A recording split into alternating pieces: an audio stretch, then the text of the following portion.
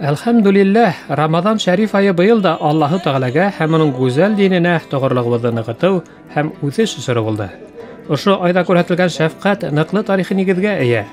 Был нигез Пәйгамбәрбез Мөхәммәд саллаллаһу алейһи ва сәлләмнең тормышынан.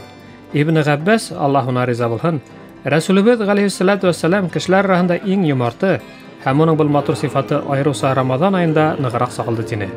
Бүген дә мусулмандар ошо бәрәкәтле усырдан файдаланып, игелекле гамәлләрен арттыра, садака бирә, бүләктәр тапшыра. Башкортстан Диния назаратының Рамадан тирмәһе кисәһендә лә шул матур йола дәвам итте. Иң әүдем дин эшмәкәрләренә мактау кагылдары тапшырылды. Иман нуры, гыйлем тарату эшендә күп көч салган мөгаллимнәргә багымсылар тарафынан йорт төзү өчен йөр биләмәләре бүләк ителде.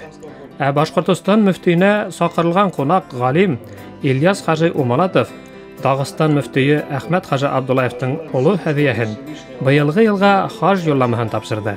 В первую очередь позвольте мне передать приветственное слово от имени муфтия Республики Дагестан шейха Ахмада Афанди. Ассаламу алейкум ва рахматуллахи ва баракатух.